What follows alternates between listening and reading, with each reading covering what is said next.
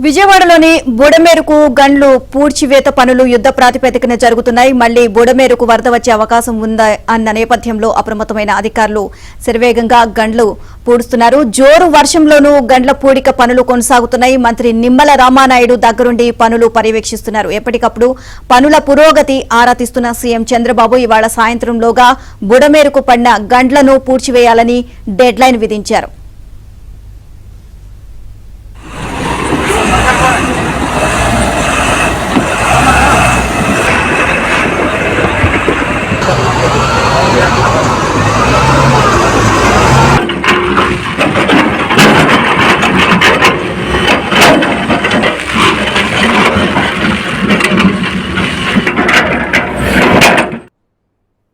బుడమేరుకి ఏదైతే ఇటు left bund మీద 3 ఏదైతే బ్రీచెస్ 200 మీటర్ల పైబడి ఏదైతే పడ్డాయో, అదేవిధంగా అటు రైట్ బండ్ మీద 7 బ్రీచెస్ ఏదైతే పడ్డాయో, అదేవిధంగా ఏదైతే పులివాగు దగ్గర 3 బ్రీచెస్ ఏదైతే పడ్డాయో, మరి వెంటనే అందులో కూడా ప్రత్యేకించి ఈ లెఫ్ట్ బండ్ మీద ఉన్నటువంటి ఆ 200 మీటర్ల 3 బ్రీచెస్ ని ఆ గండ్లను పూడిస్తేనే ఆ యొక్క సింగినగర్ గాని ఆ విజయవాడ పట్టణంలో ఉన్నటువంటి వరద ఉధృతిని తగ్గించవచ్చు. అదేవిధంగా నారా లోకేష్ బాబు గారు కూడా స్వయంగా ఈ గండ్ల దగ్గరకు వచ్చి ఆయన కూడా సూచనలు ఇవ్వడమే కాదు, ఏదైతే ఏజెన్సీలు కూడా ఎన్ని కావాలితే అంతమందిని పెట్టుకుని ఈ ఎంత ఎక్విప్మెంట్ కావాలంటే అంత ఎక్విప్మెంట్ కూడా ఆయన ఎప్పటికప్పుడు మాకు అందిస్తూ ప్రతి 1 అవర్ కూడా క్లోజ్ మానిటరింగ్ చేస్తూ ఉన్నారు.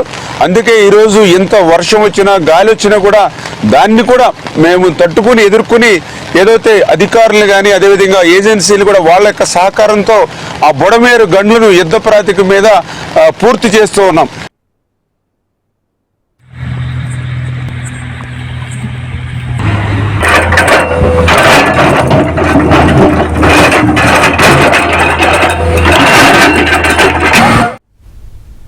విజయవాడలోని బుడమేరుకు గండ్లు పూడ్చివేత పనులు యుద్ధ ప్రాతిపదికన జరుగుతున్నాయి. మళ్లీ బుడమేరుకు వరద వచ్చే అవకాశం ఉంది అన్న నేపథ్యంలో అప్రమత్తమైన అధికారులు శరవేగంగా గండ్లు పూడుస్తున్నారు. ఓవరాల్ ఇదే అంశానికి సంబంధించి మరింత సమాచారాన్ని మా కరెస్పాండెంట్ సత్యనాడి తెలుసుకుందాం. సత్య, బుడమేరుకు గండ్లు పూడుస్తున్న పరిస్థితి అయితే కనిపిస్తోంది. ఓవరాల్ గా అప్డేట్స్ ఏంటి? ఏ విధంగా జరుగుతున్నాయి కార్యక్రమాలు?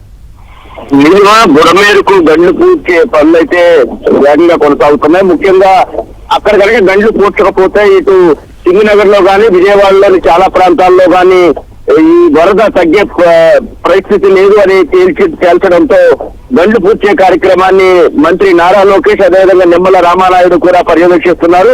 నిమ్మల రామానాయుడు అయితే అర్ధరాత్రి జోరు వానలోనూ విపరీతమైన గాలిలో కూడా అక్కడే ఉండి పనులు చేస్తున్నారు ఏజెన్సీతో.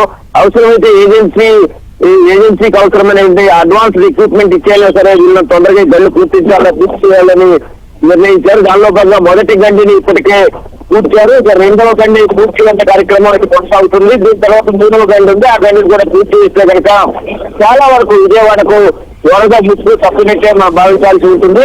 అయితే ఈ సాయంత్రానికి లేదా రేపు పొద్దున్నకి మొత్తం 3 గంటలు కూడా పూర్తి చేసే కార్యక్రమం పూర్తవుతుంది.